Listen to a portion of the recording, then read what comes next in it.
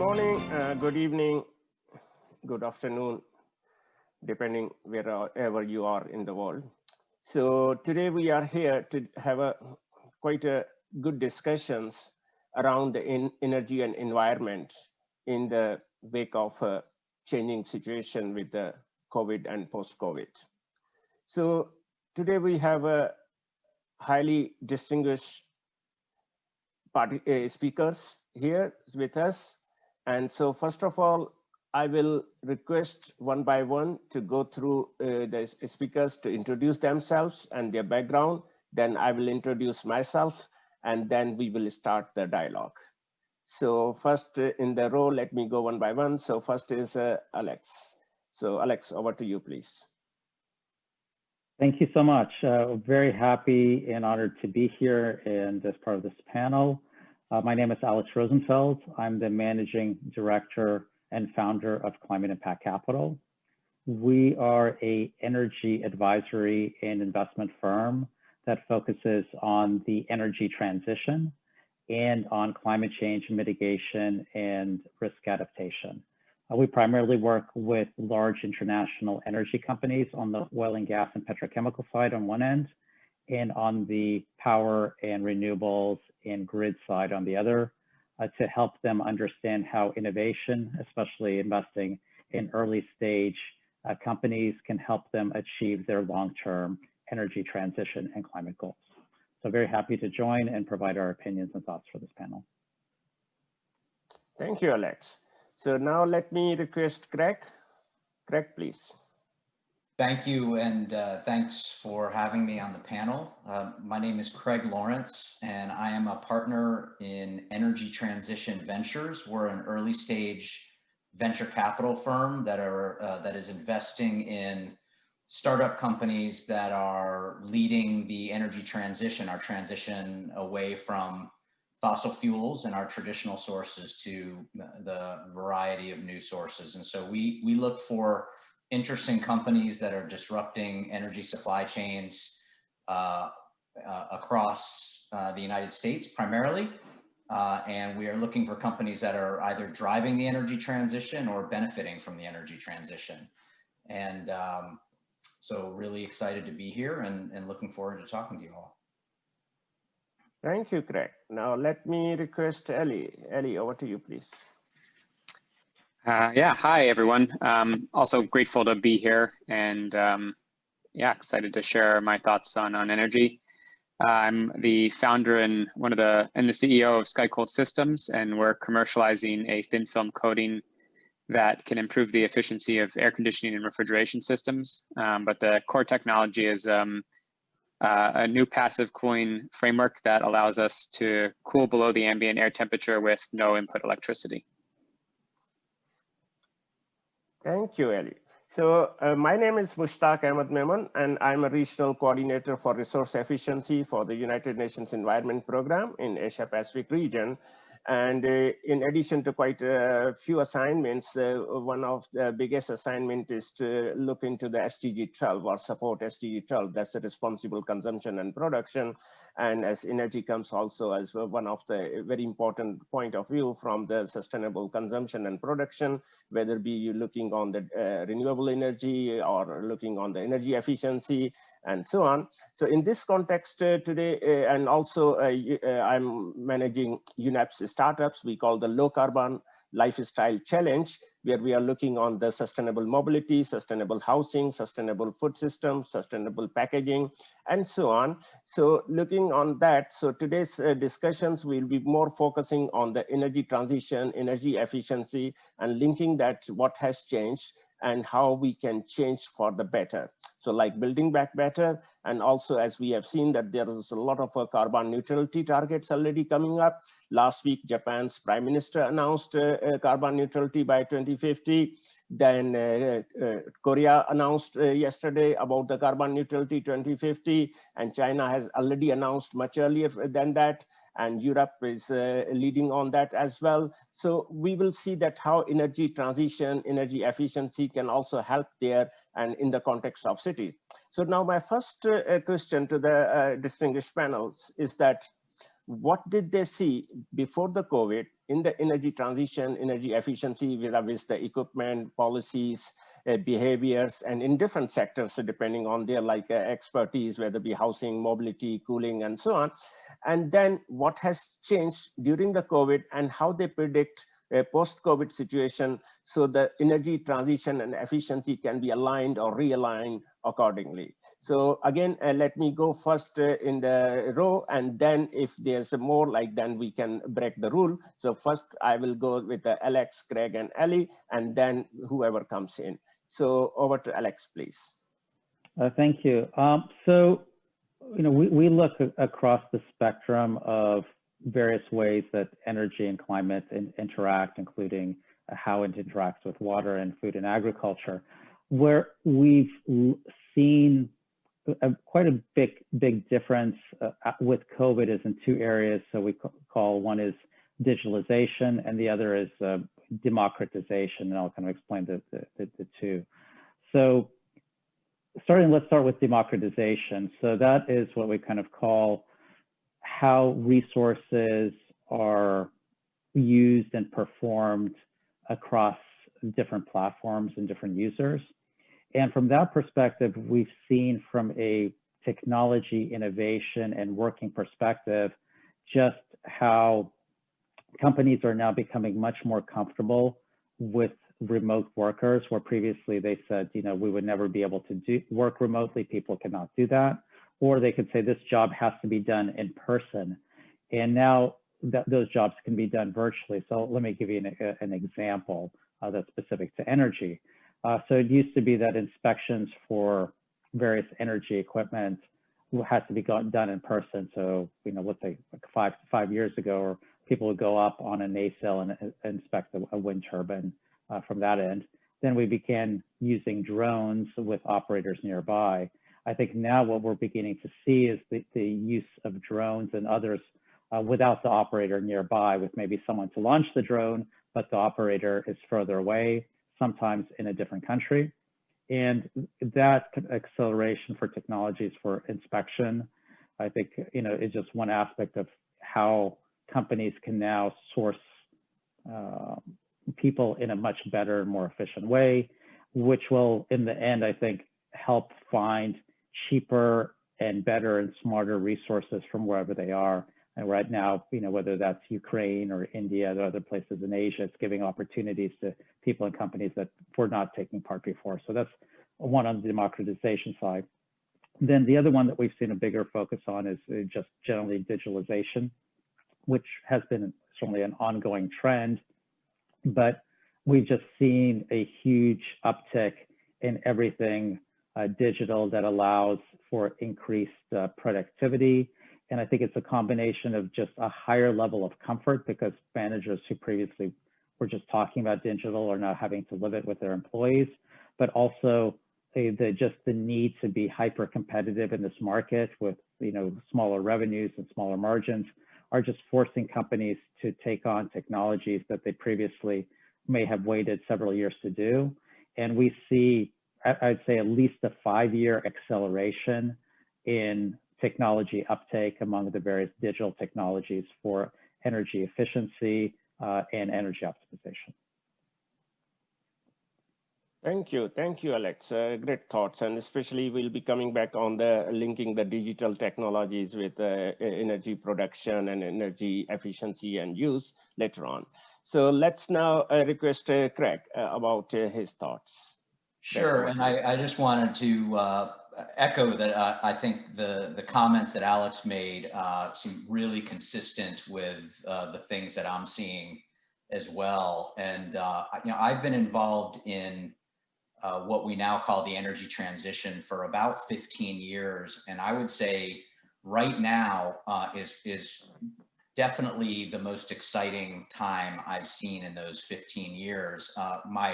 My partners and I decided to raise our venture capital fund, right in the middle of a pandemic and right in the middle of a global recession. And some people thought that might not be wise, but I've been watching the trends for 15 years. And 15 years ago, solar and wind were the most expensive sources of electricity, period, that you could create. They were being subsidized and they were being deployed because people felt it was the right thing to do.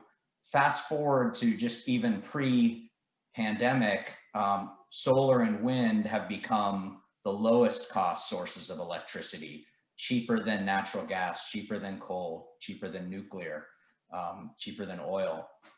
And so we saw this sort of shift happening pre-COVID.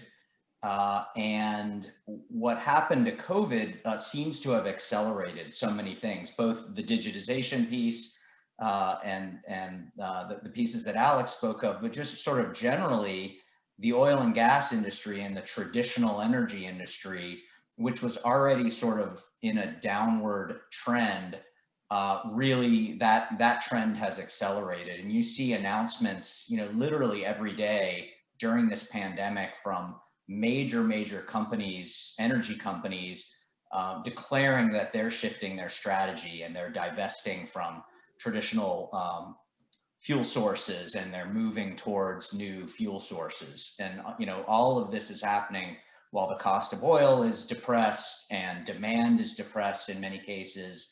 And like I said, it's an extremely exciting time, despite really an awful global circumstance that we're in.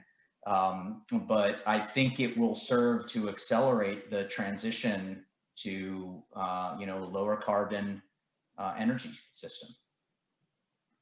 Thank you, Craig. Very good insights, and especially that reminds us that the countries are putting a lot of economic stimulus packages with the COVID, so we can discuss later on that how those can be green stimulus or build back better with this energy transition in focus. So we'll come back on that.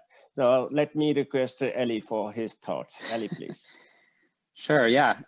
So I often think about energy and environment from the context of the small startup, and that's where I sort of see the biggest changes, more on the funding landscape for energy-related projects and technologies. I think we definitely have seen more challenges to find funding for companies, and this has really forced a lot of companies to start to think about how they can make revenue and start to have bigger impact earlier on. But I think from the cooling and energy space, there's also been a large push towards how do we make people comfortable and feel safe in in these complicated times with COVID as well. So. Thank you, Eli. And later on, may come back on this startups that when we say the normal startups and when we say green startups, whether in the ways of the green products and services or business models or greening their production models.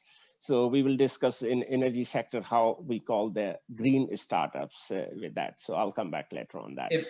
Could I make a comment on something that Eli said, which is I think I do believe I believe your experience that you're seeing more challenges in fundraising. Interestingly, just over the last several months, several new funds have been announced. Amazon pledging $1 billion towards this, and lots of venture capital and other private equity funds. So I think there may be a lag to where it becomes easier for folks like you to raise money for either companies or projects. But I believe there's a flight of capital into this space that will eventually benefit you. Yeah, absolutely. And I definitely agree with that. And I think that's will be a benefit to new technologies and ultimately to our greater society. Yes, that's really good that to learn for many people who are a little bit like pessimistic that how the capital investments are getting into the sort of a new type of technologies, which we call the green technologies and so on. So that's there, but then and especially like looking on the different digital technologies, whether it be the IT, whether it be the Internet of Things or blockchains and fintechs, and all this is coming in very fast. And so how do you see this digital technologies, which is again, on the one hand, can be energy intensive like a blockchains, but on the other hand can help the energy sector in the transition? So that's the question I would like to go through, but let me now change the alphabetic. So first I go to Ellie, Craig, and then Alexander. So Ellie, over to you, please. Yeah, so just to repeat the question, you're asking about how can digital technologies help the energy infrastructure? Certainly. Yeah, I think there are a lot of examples of non-hardware based companies that are having a significant impact on energy use in buildings. I am very familiar with the efficiency space, and I think there's a lot of really strong technology companies that, they don't install too much hardware, but they can streamline the operations of buildings and really make things more connected, and they can drive significant impact on energy use and energy bills. And I think those are things that we need to be doing now, and we should have been doing years ago. But they're easy to implement, and yeah, I think those have been certainly strong options for folks to do. Thank you, Ellie. And then to Craig, my question, let me rephrase this for you, that if you are using the venture capital, how you take advantage of the digital technologies in the energy sector vis-a-vis the venture capital? Over to Craig, please.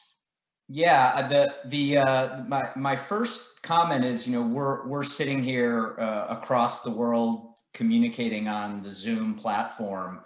And Zoom as a company is now worth more than ExxonMobil, the largest energy company in the world.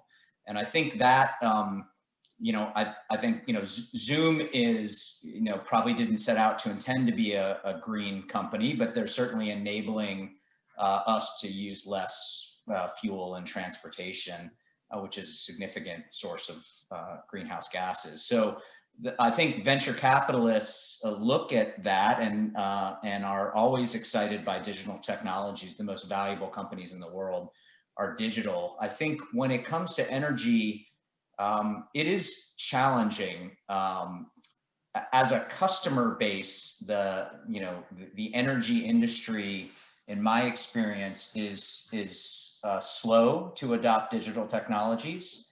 They are difficult to sell to. And so often the most exciting and interesting digital companies don't focus on the energy industry because of that. There are easier places for them to sell and make money. So I think that's one of the areas I'm constantly looking for, is either, digital companies that have figured out really how to tap into the, the values in the energy industry, or companies not from the digital companies that are not from the energy industry, but have a technology that could be applied in energy to make the industry more efficient or operate better. So it's an exciting and, in my opinion, a challenging space for venture capital investors. Thank you. Thank you, Craig. To Alex, let me again add one more point into this, because hearing from Craig. So when we are looking now as the shared economy, as the new business models, whether it be in the transportation sector, housing sector, office spaces, and so on, and that's linked with the energy, and also with the energy distribution, like access solar energy can be the charging others electric car in the neighborhood with the blockchains and so on.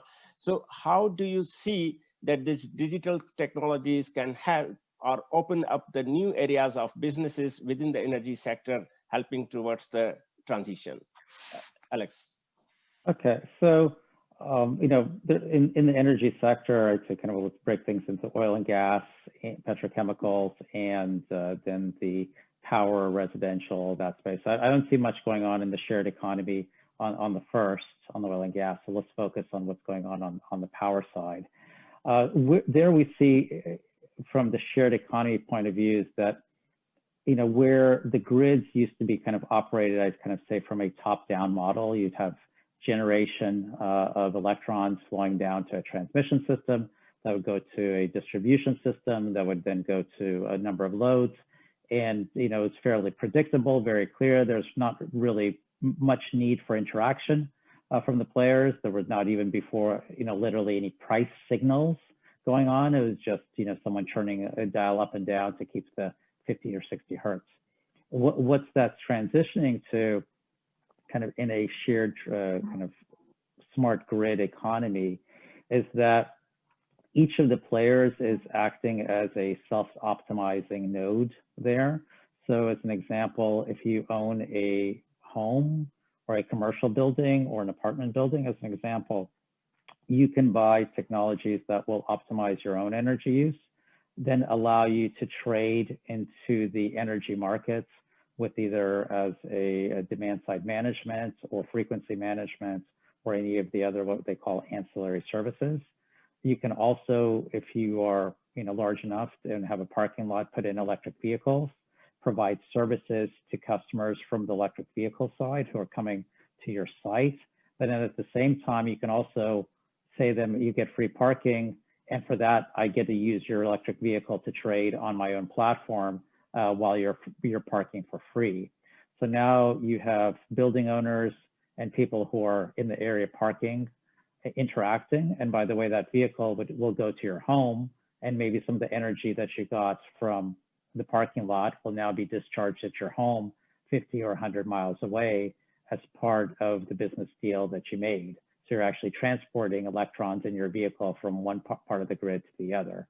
So that is now all being enabled by digital technologies, which allow first that real-time trading to go on, but also for these systems to respond rapidly enough and plan for those responses so that not only is this whole system not causing an issue or a breakdown or a voltage or a power discrepancy, it is actually not going to be used to support the resiliency of the power grid so that the large players who own the distribution and generation can now put in less capital to maintain and grow their system because they're using all the people who are now players in this market to provide system stabilization and to manage the costs of the energy transition.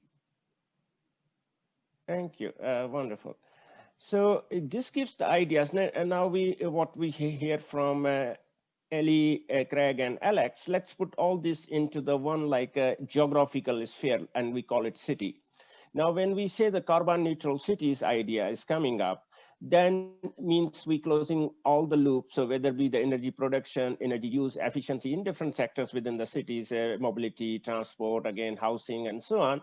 So let's talk about the carbon neutral cities in future. And from your each one's point of view, like Ellie's point of view on the startups for that, or venture capital for the carbon neutral cities from Craig, or like impact capital investments in that from Alex's point of view. So I will go to Ellie first and again come back to see that how we can create or helping the governments and the stakeholders towards achieving their goal of carbon neutral cities vis-a-vis the energy. So Ellie, over to you, please. Sure. So I guess the question is, how can governments help facilitate the development of carbon neutral cities? I mean, a lot of that can start with transportation and incentivizing electric vehicles and battery storage in homes, but I think it also comes about with incentivizing better buildings and having better insulation in buildings and smarter design for houses. And I think historically we've often use the cheapest materials and cheapest resources to build infrastructure. And I think we need to start investing more in our homes and looking at longer term payouts. But I think, it's going to require a shift in how we think about building design. And I think that'll need to be facilitated by our governments. Thank you, Ali. So Craig, over to you, please, for carbon neutral cities. How do you help? Yeah, I actually I have a little bit of skepticism about the role of cities in driving carbon reduction, and it may be a U.S. centric view, and cities as entities in the United States are often underfunded and struggle with sort of providing basic services. And but thinking about it a bit more and hearing what Ellie said, I do the place where I see they could have the most impact is in transportation, because I think you know, and again, the United States is such a horrible example of how to do transportation. We have very little mass transportation, with the exception of a few cities. And I'd really like to see much more of that. I think smart cities to me means the cities making smart investments, as opposed to what some people think of as smart cities is, you know, highly digitized, you know, intelligent, networked, you know, street lights and network buildings. In my mind, I think just the basic infrastructure that a city provides in terms of transportation, in some cases in terms of power. In my city, Austin, the city operates the utility. I think they can do so much better than they are doing today if they are properly incentivized to do that. Yeah, thanks, Craig. Exactly, like smart cities means the smart investments, and again, the digitization helps towards the smart investments, as we already discussed. So let's go to Alex on this carbon neutral cities. Alex, over to you. Good question. I think we all have some interesting different views. So let me start with the statistics. So by 2050, 7 billion people, so 70% of the 10 billion people projected will be living in the large mega cities.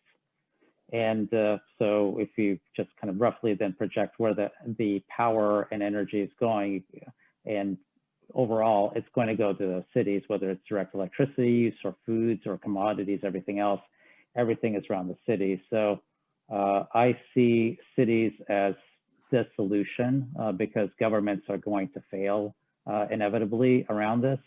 And I think the mayors and the cities will become more the megapolises and the central hubs for, you know, for decision making and for resiliency, especially as climate change disasters grow and grow.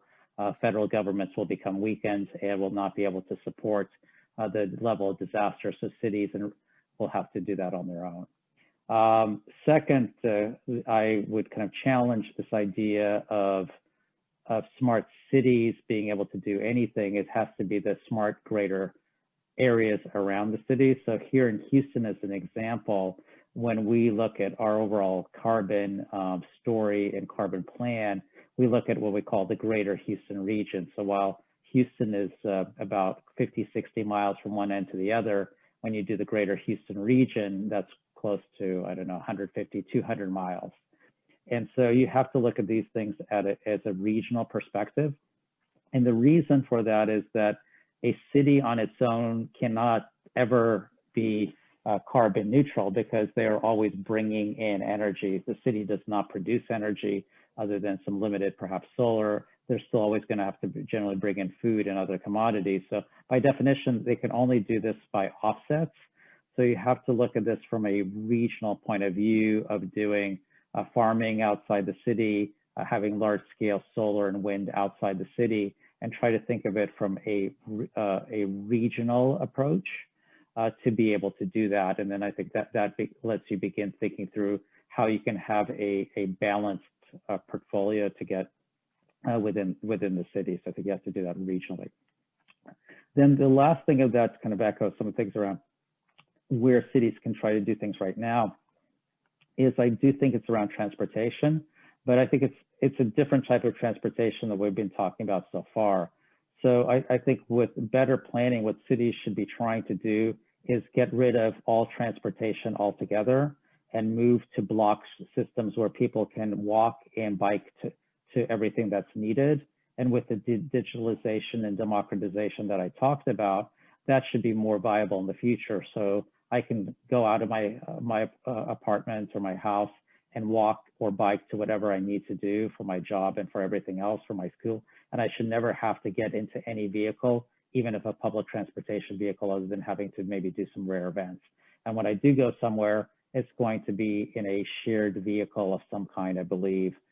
Unlikely to be mass transport. It'll be some kind of shared energy efficient vehicle that's traveling all around and that's available on a per mile use basis. So with that kind of digitalization, democratization, we'll be needing to kind of, break up into these little hubs in our cities where we're kind of living and working and playing together and not really having to travel to work and commute. And I think that's going to be, in my mind, how the smart city will have to evolve if they want to be A, energy efficient, but B, also cater to a kind of a future generation who wants to have a life and play and enjoy where they're living, and also are not being impactful. And that's a very different city design than anything that we really have in the United States. And I am hoping that, some of this is going to develop in Asia. It's particularly, excited about some of the things I've been hearing about in South Korea and Japan and some of the other places. But it's a model with much less sprawl, with very high urban density, but where also then people can go out and have parks and being able to get out in the air without getting into mass transport. And I think with COVID right now, I think mass transport is almost, in my mind, a dead model in a lot of places. I don't see who's going to be investing in that. It's going to be much harder. So I think these models where people can be out in the air and moving around are going to be much more attractive long term. So those are my 2 cents on that topic. Thank you. So now let's go a little bit dig deep into the different aspects. So one came about the investments. Now let's talk about some of the stimulus packages like many countries are putting in place. And also, like though Craig mentioned about US cities, but in Asia, they are financially decentralized, like in Korea, Japan, and China, the cities have their own income sources and so on. And so that's why they have quite a bit of even stimulus packages and also the national federal governments. So let's talk about the stimulus packages. And for the sake of simplicity, let's say that they are coming into the 2 main areas. One is to push the demand. So to create the more jobs and all this, and we're including the energy sector or requiring energy to help those sectors. And other is to support the subsistence living because people are losing the jobs and so on, and homeschooling and so on. So again, that goes to pay the energy bills or buy the equipment for the children for the schooling and so forth. So just for the sake of simplicity, I put this 2 ways of stimulus. So how do you see that which areas of stimulus we can call the green stimulus in this vis-a-vis the energy sector, whether be the energy, providing energy or using the energy and so on. So let's now go first to Craig and then Ellie and then Alex. So Craig, over to you, please. Well, in the United States, it's very unclear what's going to happen and what type of stimulus, if any, we're going to get. Although it seems clear we will get some stimulus. I'm certainly hopeful that we focus the stimulus on things that not only solve the problems that you talked about in terms of creating demand and creating jobs and helping people survive, but also, in the case of the U.S., rebuilding parts of our infrastructure that need to be rebuilt, and that's everything from the electricity sector to the transportation sector and building sector. There is investments that we could make in those areas, transportation, energy, and the built environment, that I believe will be net positive investments for the US, and I think other countries probably the same, that can also further climate and carbon goals. So investing in energy efficiency for buildings is a great area. That's something that we did in the last stimulus from the last recession in 2008, and I think generally was viewed as effective. I think we can do more there. I think we can retrain workers in the traditional energy industries that are struggling. I think, I don't want to get this wrong, I believe it was BP had just announced substantial layoffs, and a number of other oil and gas and traditional energy companies are announcing layoffs. We are retiring coal plants. We're retiring older gas plants. We have things to build in this country, and so I'd like to see us do that. Thank you, Craig. So, Ali, what are your thoughts on the green stimulus or converting the stimulus into a green stimulus, please? Yeah, I very much agree with a lot of the points Craig made. I think we definitely need to start specifically in the U.S. investing in better infrastructure, and there's a whole host of examples, going from the utility grid to transportation and efficiency and incentivizing efficiency, and helping us transition to a more sustainable electricity generating grid. But I think there's it will really depend on regions around the U.S. and how those programs get implemented and developed. But I think there's a lot of opportunity, and I think this is certainly a great time to do that, investing in certainly jobs for folks and re-education as well to develop new skills. Thank you, Ali. So over to Alex, please. Oh, good points from everyone. I'd say it will be what it will be in the U.S. I think the challenge has always been is that the big checks going out have never been really aligned to the policies coming from the governments.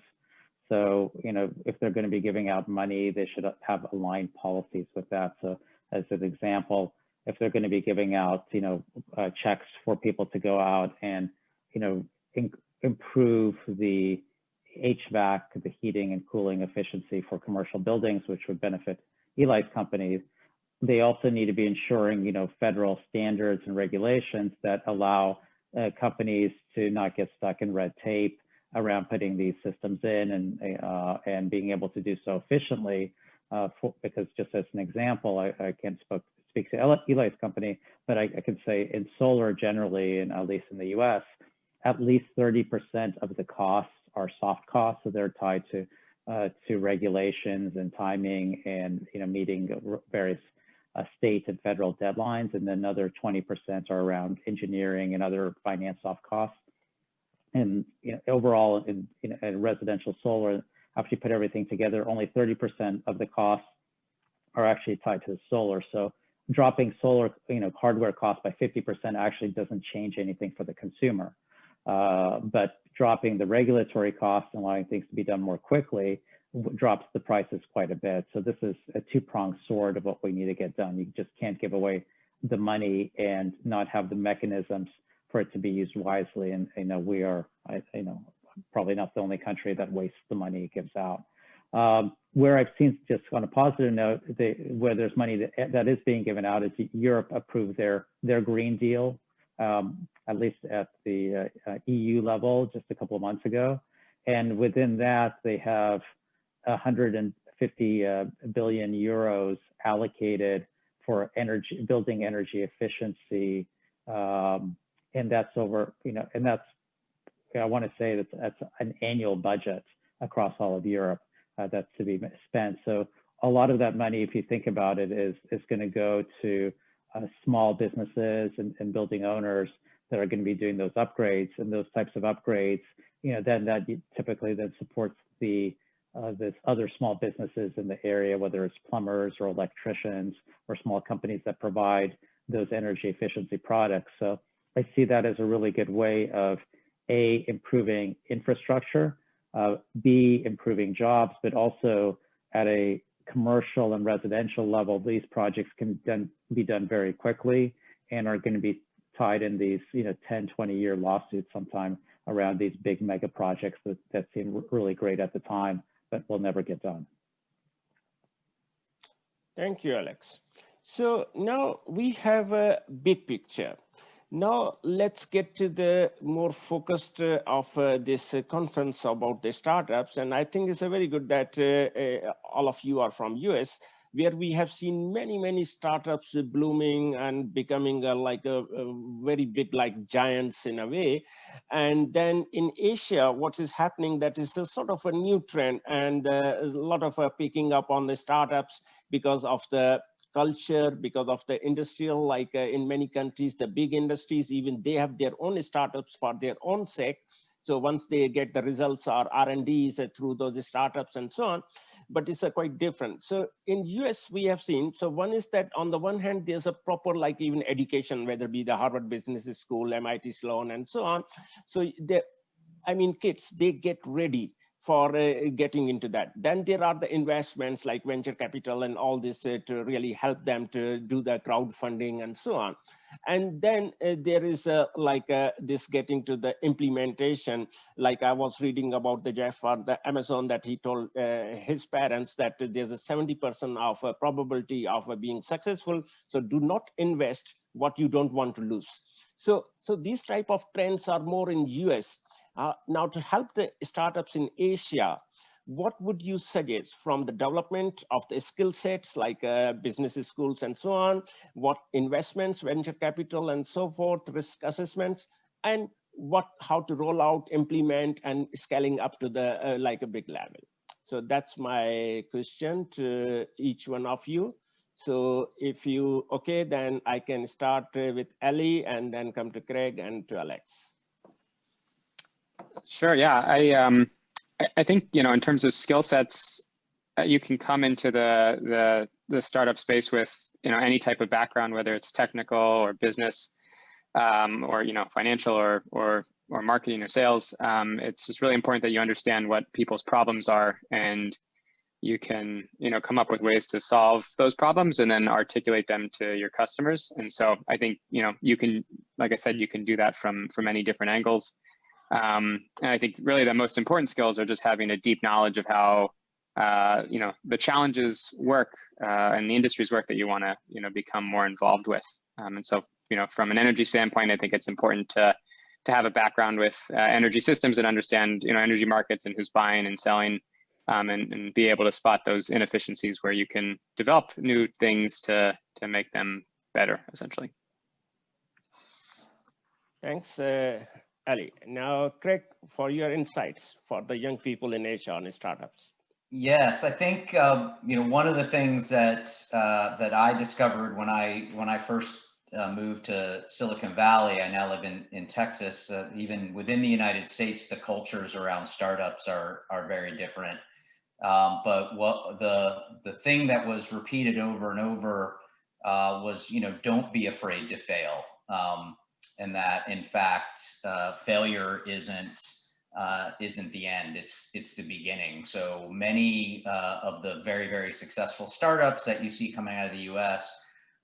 Come from repeat entrepreneurs who maybe failed several times before. So I think, in my personal opinion, sort of more important, education is obviously very important. But more important to that is experience. So go out and actually do it. So go work for small, medium, large companies. Learn how businesses work. Learn how products are made. Learn how products are sold. And you know, find an area you think you can add value to, and just do it. Just start. And that's a difficult skill. Not everybody is cut out to take the risk of trying something without a safety net, to where, you know, they're not getting paid, and if they fail, they have no job to return to. And I think that's a culture that's continuing to grow in the U.S. And that I think it is one of the ingredients that leads to startup success. Thank you, Craig. And over to Alex for his insights or suggestions to youth in Asia. Yeah. So I'll make kind of two comments, one to the entrepreneurs in the room and one to the senior company executives and policymakers. So to the entrepreneurs, or would-be entrepreneurs, I'd say, go find your new entrepreneurial family, to put it kind of very simply. kind of find a group of people who are interested in what you're doing and kind of get to know them well and see how you can be helpful to them. And one way of doing that is kind of Eli saying that, first kind of find your passion area, but it's difficult to take that and start a company right away. But if you can go and find people who are in that space, who are already further along, go and get to know them, offer your help and assistance, and and this is, as they call in the US, moonlighting, work the evenings, provide them help over the weekends, and find a way to kind of get a feel for what you're doing and get your feet wet in the space. And then you'll realize if you can do it, if does it fit your culture, the way you work, and also, are you good at that? And if you are, you'll maybe get that job. The thing I would address to the large companies and policymakers in the room is that I think one thing that can be done, particularly in Asia, that would work well, and it's worked well here in the US, but I think will work particularly well there, is to enhance and grow or make startup hubs in your major cities. I know Singapore has a very strong startup hub that focuses on energy. I know there's another one in Bangkok that I know has been growing, and in some of the other cities. I'm sure there's more than one in South Korea. But what has been really successful in the US are these various startup hubs, accelerators, and incubators. They draw a lot of resources to one place where you can meet these people that I was talking about, kind of find the companies that you might want to work for. But this is also, it attracts then the venture capitalists, it attracts the other service providers, and it creates that community and that family that I was mentioning that allows this safe collaboration and growth. And I think the large companies who can make that happen on their corporate campuses or through sponsorship, as well as the government entities that can also make that happen, that is really creating this seed for growth. And we've seen that come and go in Houston. We have a very now successful medical center that has a lot of startups in it, and that was seeded by a company called Johnson & Johnson. We're doing something here in energy. A lot of the cities in the US have these programs, and the ones that have the better programs, typically over a 5 to 10-year period, see a much larger growth in entrepreneurs and successful startups than cities that don't have that. So that's my recommendation to the companies and city leaders in the room is if you can make that happen, that will enable all of the other good things to happen as well. Thank you very much, all the distinguished panelists. And as we are getting towards the end of this session, so before we close, I would like to request one final inspirational suggestion or thought, especially to the youth, to walk out of this COVID or situation with the new bright ideas to implement to help the bigger community in a way. So let me go again with the alphabet. So first I go to Alex, then Craig, then to Ellie. So Alex, please. Well, okay. Well, first, as I was saying before while we were on break, I don't think I can inspire youth any more than they are already inspired. Every time I look at a young entrepreneur like Ellie or of the many ones that we're working with, many of them right out of grad school, I'm constantly inspired kind of by the risks that they're taking and the new technologies they're bringing to market. So I just say for everyone there, don't get discouraged and keep on doing what you're doing, and kind of believe in yourself, and this will happen. And I think to Craig's point before, I really do feel that we are in a turning point right now, and whatever you're doing, you're going to catch the wave. So keep at it. But I would also kind of like to say, the companies out there, you guys need to become inspirational as well for your workforces and your message around how you're going to change in your industry, especially the petrochemical companies that have been typically very slow to change, and that they're going to be the ones that need to go and join the circular economy, bring on board these new inspiring technologies that the youth are creating, and be the leaders in implementing, using, and supporting that. Because in many of the countries, I say especially in the countries where we're addressing, the companies and the governments are really the main entities that can support and lead. And I think with that, leadership, the youth, and the great ideas will be able to make huge positive changes in the economy, but it's going to have to be a partnership of both. Thank you, Alex. And now let me request Craig for his message to youth. Craig. Sure. I think I would put it this way. I think every aspect of our lives in the world right now has never been more ripe for disruption. And I focus on energy and climate, and I see it happening. I think many youth are frustrated with the pace and looking at the previous generations who have left them with a lot of the problems we have. From my perspective, I've never been more excited, never been more passionate about the changes that are happening around climate and energy. And that's from the top down, governments recommitting to climate goals, industries recommitting, and then the ability for startups and entrepreneurs to actually make an impact and to come in and disrupt and change these industries that are, in many cases, 100 plus years old. So it's a really, really exciting time. Everything is just waiting and ready to be disrupted. So go out and do that. Thank you. Let's disrupt the world with bright ideas. So over to Ellie, please. Sure. Yeah. I would say, don't be discouraged. Often the first thing you try may or may not work, and just be persistent and keep your heads down.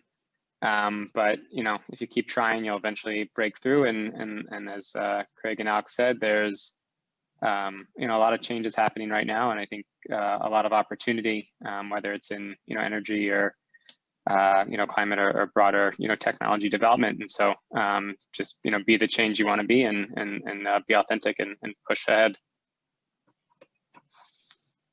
Thank you, Ellie. So on this note, let me thank again all the distinguished panelists, and also thank all the participants and organizers for coming up. And this is just one of the beautiful and great sessions. So please stay tuned for the other sessions. Have a great day or good evening. Bye-bye for now.